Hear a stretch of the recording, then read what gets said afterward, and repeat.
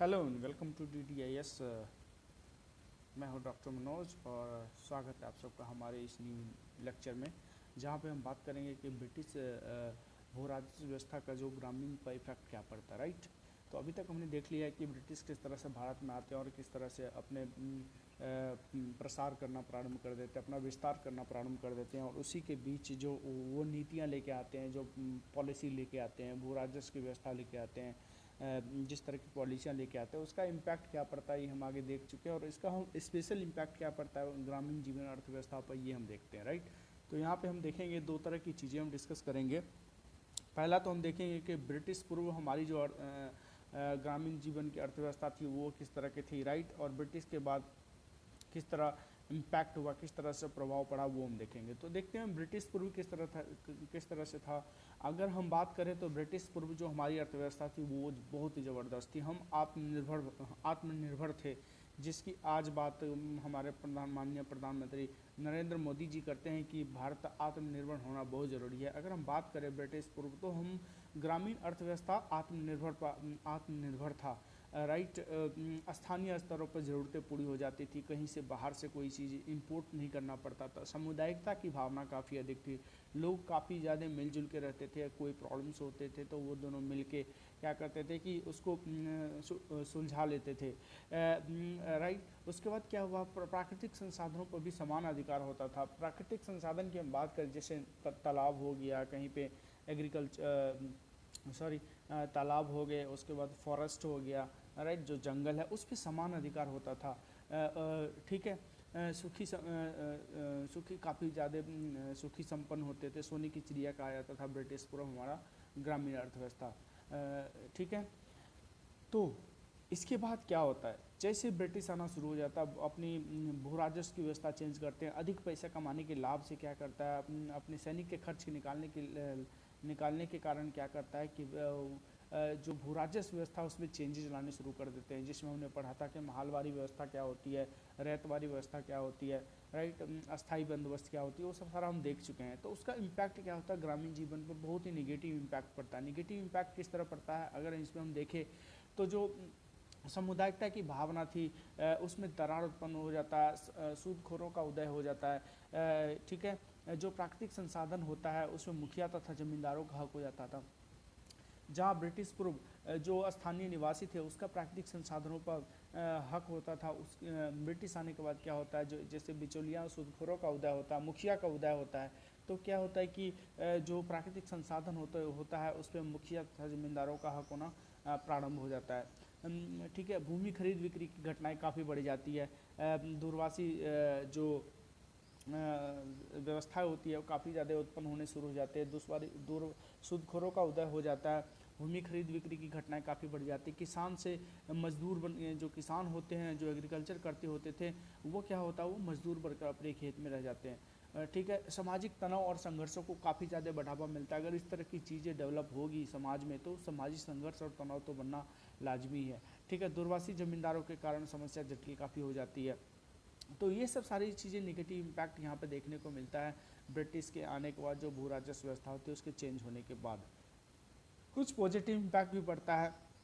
Positive impact की बात करें तो पूंजीवादी अर्थव्यवस्था के उदय होता है, जहाँ पे ग्रामीण निर्भरता होती थी। वहाँ क्या होता था, अपने खाने पीने की चीज़ें ही उगाए जाते थे एग्रीकल्चर में। लेकिन क्या हुआ कि अंग्रेज के आने के बाद पूंजीवादी अर्थव्यवस्था का प्रारंभ उदय हो गया। वाणिज्यिक फसलों का उत्पादन बढ़ गया। जो डेली खरीद बिक्री वाली चीज़ें फसलें होती थी उनके उत्पादन काफ़ी बढ़ गए। शहरी मंडियों का आगमन हो गया। गतिशीलता में वृद्धि हुई, जिससे बौद्धिक क्षमता का भी विकास हुआ कहीं ना कहीं। राइट, गांव में शहर की तरफ प्रवसन और आधुनिक मजदूर का भी उदय होता है। तो ये सब कहा जा सकता है कि कुछ पॉजिटिव इम्पैक्ट भी पड़ा है। बट जो भू राजस्व व्यवस्था का मैं बात करूं तो उसमें क्या था, ब्रिटिश जो था उनका निगेटिव इम्पैक्ट काफ़ी ज़्यादा यहाँ पे देखने को मिलता है। राइट, उसी के बीच में एक और सिद्धांत आता है, धन का निर्गमन सिद्धांत, ड्रेन ऑफ वेल्थ। ये धन का निर्गमन सिद्धांत क्या था, जैसे ब्रिटेन है, वहाँ से ब्रिटेन क्या करते थे, वहाँ पे जो आदमी आते थे वो बिना किसी पैसे के आते थे, और यहाँ पे क्या करते थे, यहाँ पैसे कमा के और यहाँ से विद मनी यहाँ पे पैसे कमा के ब्रिटेन जाते थे। इससे क्या होता था, सॉरी, इससे क्या होता था, जो सैनिक खर्च है, जो प्रशासनिक खर्च है, वेतन तनख्वाह, ये सारा ब्रिटिश यहाँ भारत में कमा के अपने उसी से उसका भरण पोषण करते थे। तो इसी को ड्रेन ऑफ वेल्थ सिद्धांत कहा जाता है। ड्रेन ऑफ वेल्थ सिद्धांत का परिभाषित करते हुए ब्रिटिश शासन के तहत धन का एक तरफा सिद्धांत की बहाव, जिससे भारत का कोई भी लाभ नहीं होता था, धन का निर्गमन सिद्धांत कहलाता है। राइट, इसमें भारत को कोई लाभ नहीं होता है, उल्टा भारत से पैसे कमा के उन्होंने अपने एक्सपोर्ट कर पैसे को एक्सपोर्ट कर देते थे। तो इसको क्या कहा जाता है, धन का निर्गमन सिद्धांत। नोट्स की बात करें तो सर्वप्रथम जो दादा भाई नौरोजी थे, ये सिद्धांत दिया, इनको इस बात का पता चला कि भारत में जो है धन का निर्गमन हो रहा है। 1867 के ईस्ट इंडिया एसोसिएशन की बैठक में उन्होंने इस चीज़ की बात की, सर्वप्रथम दादा भाई नौरोजी। और प्रीलिम्स में काफ़ी बार क्वेश्चन पूछा जा चुका है फ्रेंड, तो ये याद रखना। अगर पेपर की बात करें, un British rule in India, poverty in India, on the commerce of India, ये सारे पेपर इन्होंने दादा भाई नौरोजी ने पब्लिश किया, जिसमें इसकी बात की गई है। राइट, व्यक्तिगत आय जो था उस समय 20 रुपये था, गरीबी भुखमरी काफ़ी ज़्यादा अधिक थी उस समय। आर.सी. दत्ता की बात करें, इन्होंने भी बाद में बात किया, ड्रेन थ्योरी के संबंधित तर्क दिया इन्होंने economic history of India volume 1 and 2 में। महादेव गोविंद रानाडी की बात करेंगे, उन्होंने भी एक ऐसे ऑन इंडिया इकोनॉमी पर लिखा है। राइट, तो ये सब प्रीलिम्स में काफ़ी अच्छे फैक्ट है, आप इसको देख सकते हैं। राइट, अच्छे से याद रख सकते हो। अगर हम बात करें ड्रेन ऑफ वेल्थ सिद्धांत का जो इफेक्ट क्या पड़ा, एक तो ब्रिटेन के ऊपर पॉजिटिव इफेक्ट पड़ता है और भारत के ऊपर निगेटिव इम्पैक्ट पड़ता है। इफेक्ट किस तरह से पड़ता है कि तो कैपिटल काफ़ी ज़्यादा बढ़ जाती है ब्रिटेन का। राइट, प्रति व्यक्ति और राष्ट्रीय आय में अधिक वृद्धि हो जाती है, औद्योगिक क्रांति को काफ़ी बल मिलता है, ब्रिटिश शक्तिशाली हो जाते हैं और विश्व विजेता बनने के लिए अग्रसर हो जाते हैं। अगर इतने सारे पैसे कमाएंगे तो कैपिटल भी बढ़ेगा। राइट, ये सब सारी चीज़ें देखने को मिलता है। निगेटिव इम्पैक्ट की बात करते तो पूंजी की भारी कमी हो जाती है, अल्प विकास में पिछड़ापन शुरू हो जाता है। यहीं से पूंजी की भारी कमी होगी, यहाँ से सारे पैसे कमा के बाहर ले जाते हैं, तो इससे क्या होगा, पूंजी की भारी कमी होगी भारत के अंदर और इसका रिजल्ट क्या होगा, विकास भी कम होगा, पिछड़ापन भी अधिक बढ़ेगा। विऔद्योगीकरण की स्थिति आगे टैक्स काफ़ी बढ़ गए थे, तो इससे क्या होगा, विऔद्योगीकरण की स्थिति ब्याही की गरीबी, मजदूरी, भुखमरी की समस्या काफ़ी बढ़ जाती है। नैतिक मनोबलता में भी काफ़ी ज़्यादा कमी आती है। मैंने बात किया था कि जैसे एग्रीकल्चर में पूंजीवादी अर्थव्यवस्था को बढ़ावा मिलता है और पूंजी कम मिलता है और खेती ज़्यादा करनी पड़ेगी, तो नैतिक मनोबलता में भी कमी आएगी। बौद्धिकता की निकासी सरोजनी के द्वारा ये भी देखा जा सकता है। बौद्धिकता की क्या होती है, निकासी शुरू हो जाती, नौरोजी ने इस बात को कहा था। राइट, भारत के ऊपर पॉजिटिव इम्पैक्ट की बात करते हैं, आर्थिक राष्ट्रवाद का उदय होता है, यहीं से जो हम ऑलरेडी बात कर चुके हैं, आर्थिक राष्ट्रवाद का उदय होता है, ब्रिटिश मनोबल में काफ़ी कमी आती है। अगर इस तरह की चीज़ें यहाँ पे देखने को मिलेगा, इस तरह से आर.सी. दत्ता, गोविंद रानाडे, दादा भाई नौरोजी अगर इस तरह की बातें करेंगे तो कहीं ना कहीं क्या होगा, जो ब्रिटिश है उसको इस बात का धक्का भी लगेगा। अंग्रेज के शोषण के खिलाफ एकजुटता होना शुरू हो जाते हैं, सबको पता लगना शुरू हो जाता है कि अंग्रेज तो वाकई में शोषण करते हैं। राष्ट्रवाद एवं राष्ट्रीय आंदोलन को इससे काफ़ी हद तक बल मिलता है। आगे हम देखते हैं कृषि का वाणिज्यीकरण। राइट, कमर्शलाइजेशन ऑफ क्रॉप्स की बात करें तो कमर्शलाइजेशन ऑफ क्रॉप्स क्या होता है ये देखेंगे, कारण क्या है, इफेक्ट देखेंगे, पॉजिटिव निगेटिव दोनों। कमर्शलाइजेशन ऑफ क्रॉप्स की बात करें तो नकदी फसलों का उत्पादन तथा उसे खाद्यान्नों के ऊपर प्राथमिकता देना, जिससे अधिक से अधिक लाभ कमाया जा सके, कृषि का वाणिज्यीकरण कहलाता है। ठीक है, आप इस चीज़ को ध्यान रखना। नकदी फसलों का अधिक से अधिक उत्पादन, जिससे खाद्यान्नों के ऊपर प्राथमिकता देना, जिससे अधिक से अधिक लाभ कमाया जा सके, कृषि का वाणिज्यीकरण कहलाता है। इसमें अगर थोड़ा हम देखें तो ब्रिटेन क्या होता था, ब्रिटेन से वस्तुएं आती थी भारत से क्या होता था, अफीम जो था चाइना में जाता था, और चाइना ब्रिटेन क्या करता था, अफीम लेके चाइना को बेचता था, और चाइना से जो है चाय ब्रिटेन अपनी ओर ले जाते थे। अगर हम कारण की बात करते हैं, नकदी राजस्व वसूली के कारण क्या होता था कि ये कृषि का कॉमर्शन होना बहुत ज़रूरी था। कच्चा माल की आवश्यकता भी होती थी, इंडस्ट्रियलाइजेशन हो चुका था उस समय। इंटरनेशनल मार्केट में जूट का उपयोग पैकेजिंग के लिए उपयोग किया जाता था, जिससे इस चीज़ को बढ़ावा मिला। व्यापार में उपजी ज़रूरतें भी इस चीज़ को कहीं ना कहीं क्या होता है, ये कारण बना कि जो कृषि है उसका कॉमर्शलाइजेशन हो। आप परिणाम की बात करते हो, इसमें निगेटिव परिणाम और पॉजिटिव परिणाम दोनों देखने को मिलता है। निगेटिव परिणाम की बात करते हो, जो खाद्यान्न का उत्पादन था वो काफ़ी कम गया। अकाल भूखमरी की समस्या उत्पन्न हुई, भूमि बाजार को बढ़ावा मिलता है। यहाँ पे ग्रामीण ऋणग्रस्तता काफ़ी बढ़ जाती है, तनाव एवं संघर्ष को काफ़ी बढ़ावा मिलता है, सूदखोरों द्वारा जमीन हथिया लेना, ये सब सारी चीज़ें शुरू हो जाती है यहाँ पे। ठीक है, पॉजिटिव इम्पैक्ट की बात करें तो स्वदेशी पूंजीपतियों का उद्भव होता है, जिसमें हम बात करें टाटा बिरला, ये सब चीज़ का उदय हो जाता है। आधुनिक स्वदेशी उद्योगों को काफ़ी ज़्यादा मदद मिलता है, आंतरिक बजट एवं मंडियों को कनेक्ट किया जाता है एक दूसरे के साथ, एकीकृत अर्थव्यवस्था का उदय हो जाता है, और शेयर मार्केट में जो BSE बॉम्बे स्टॉक एक्सचेंज है उसका भी उदय यहाँ पे देखने को मिलता है कॉमर्शलाइजेशन के कारण। राइट, आगे हम देखते हैं दूसरा टॉपिक, जहाँ पे हम बात करेंगे हस्तशिल्पियों के पतन के कारण भारतीयों पर इसका प्रभाव और औद्योगिकरण की स्थिति। तो जो ब्रिटिश पूर्व क्या था, जो हमारा हस्तशिल्प था काफ़ी स्ट्रॉन्ग था, हस्तशिल्प काफ़ी स्ट्रॉन्ग था, हम अपने आत्मनिर्भर थे, अपनी चीज़ें अपने खुद से तैयार करते थे। लेकिन जैसे ब्रिटिश आए तो उन्होंने क्या किया, सर्वप्रथम अपनी ज़रूरतों की चीज़ों को बनाने के लिए हस्तशिल्पियों का पतन कर दिया। हस्तशिल्प की हम बात करें तो इसमें आते हैं हाथी दांत से बनी हुई वस्तुएं, सूती वस्त्र, रेशमी वस्त्र, काष्ठ की वस्तुएं, मोती, आभूषण, गहने, पेंटिंग, मीनाकारी, चमकते हुए नीले बर्तन, ये सब सारी हस्तशिल्पियों में आते थे, हाथ से बनाए जाते थे। लेकिन क्या हुआ, ब्रिटिश से पहले ये सब सारी चीज़ें क्या था, हम इसका उत्पादन काफ़ी ज़्यादा एक्सेलेंट तौर पे होता था। हस्तशिल्पियों का उत्पादन काफ़ी ज़बरदस्त था। भारत का लगभग 24 से 30% मार्केट जो था, ये शेयर होल्डर था हस्तशिल्पियों द्वारा। लेकिन मांग भी काफ़ी अधिक थी और बैलेंस ऑफ पेमेंट भी काफ़ी अच्छा था हमारा, किसी के साथ ट्रेड डेफिसिट नहीं था। लेकिन ब्रिटिश आने के बाद क्या हुआ, सारी चीज़ें उल्टे होने शुरू हो गए। प्लासी युद्ध के बाद तो समझो कि पतन ही स्टार्ट हो गया। प्लासी युद्ध ऑलरेडी हम बात कर चुके हैं, अगर आप इस वीडियो को नहीं देखा तो मैं लेक्चर का लिंक पे डालेंगे, उसमें आप जाके देख लेना। राइट, मुनाफा कम हो जाता है, मुनाफा काफ़ी कम हो जाता है, जो हस्तशिल्पी होता है उत्पादन के प्रति प्रेरणा काफ़ी कम हो जाती है, टैक्स काफ़ी देने पड़ते हैं, एक्सपोर्ट पर क्या होता है, टैक्स काफ़ी दिया जाता है, जिससे क्या होता है, इस चीज़ को पतन की ओर बल मिलता है। हस्तक्षेप की नीति भी 1813 के बाद क्या होती है, प्रारंभ हो जाती है, जिसमें क्या होता है, हस्तक्षेप के द्वारा कि मतलब आप ये नहीं बना सकते, ये बनाओ, तो इस तरह की चीज़ें हस्तक्षेप करना प्रारंभ हो जाता है। बिचौलियों का जन्म हो जाता है, जिससे क्या होता है, इस चीज़ का जन्म, हस्तशिल्पियों का पतन हो जाता है। 1853 के बाद रेलवे का विकास हस्तशिल्पियों के पतन की तीव्रता को बढ़ा देती है, जिससे ग्रामीण हस्तशिल्प क्या होता है, खत्म होने प्रारंभ हो जाते हैं।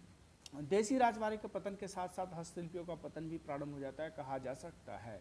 राइट, इफेक्ट की बात करें तो नेगेटिव इफेक्ट ज़्यादा पड़ता है, बेरोजगारी काफ़ी बढ़ जाती है, कृषि भूमि पर जनसंख्या का दबाव अतिरिक्त हो जाता है।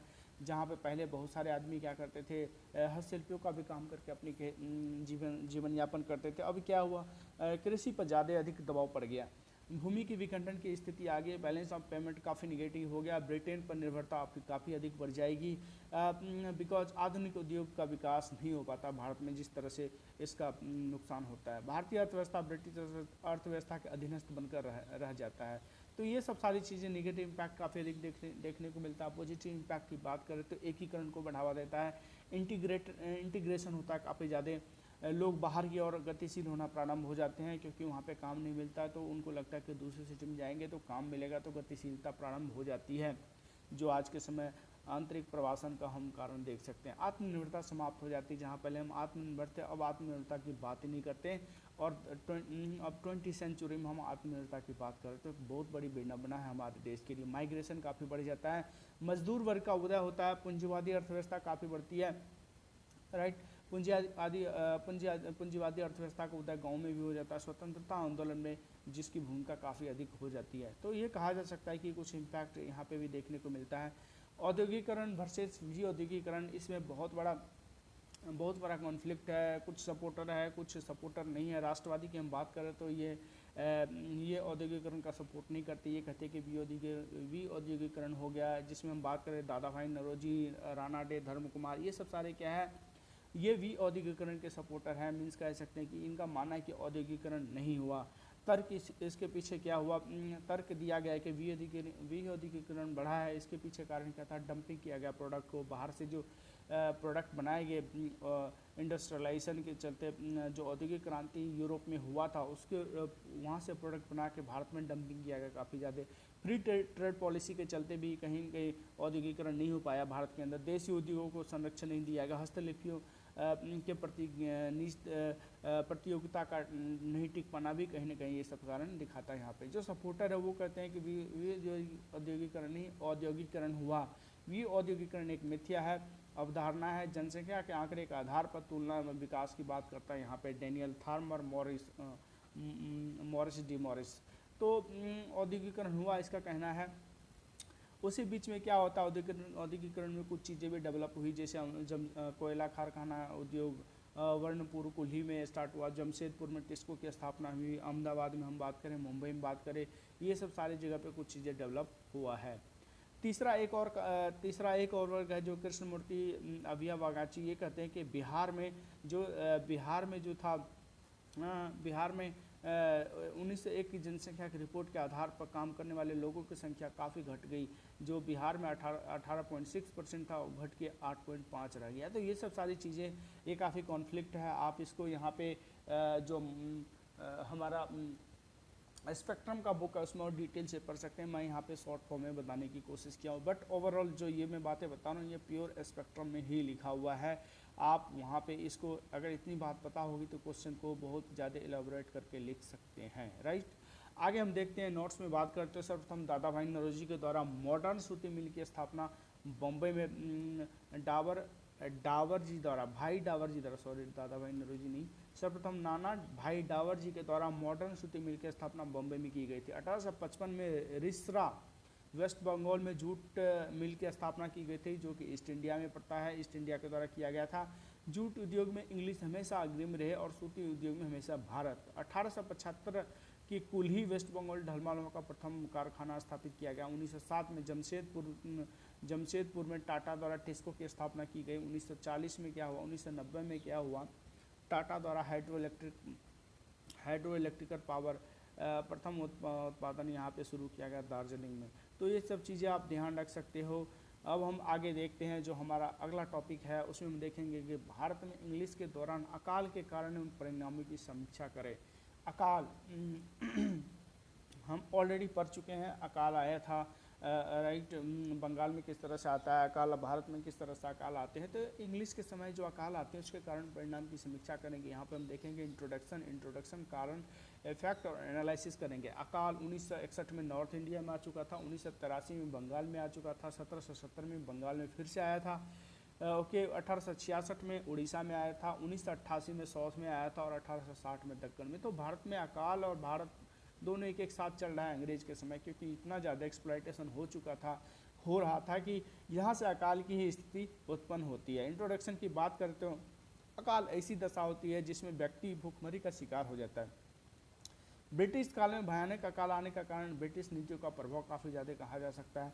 कारण की हम बात करें तो दो कारण ज़्यादा होते थे, अकाल आने का दो कारण ज़्यादा हैं। एक नेचुरल, जैसे बाढ़, सूखा, आगजनी, कीटों का आक्रमण, ये सब सारे अकाल के कारण हो सकते हैं। नेचुरल की हम बात करते हो, नेचुरल में जो इंग्लिश की पॉलिसी थी, इसका आधुनिक भू राजस्व वसूलना, कृषि की सिंचाई सुविधा का विकास नहीं करना है, जिससे एग्रीकल्चर की अच्छी फसल नहीं होगी तो कहीं ना कहीं अकाल उत्पन्न होगी। वाणिज्यिकरण की नीति को भी बढ़ावा दिया जाना, खाद्यान्न का उत्पादन कम हो जाना, क्योंकि नकदी फसल का उत्पादन ज़्यादा होगा तो यहाँ पे अकाल की स्थिति उत्पन्न हो सकती है। हस्तशिल्पियों के पतन का भी कारण के कारण क्या होता है, ये सब सारी चीज़ें डेवलप हो जाती है। इफेक्ट की बात करें तो लाखों लोगों की मृत्यु होगी अकाल में। चारे के अभाव के कारण पशुओं का भी मृत्यु होगा। चोरी डकैती काफ़ी बढ़ जाएगी। उत्प्रवासन अकाल गैर अकाल इलाकों में ज़्यादा हो जाएगा।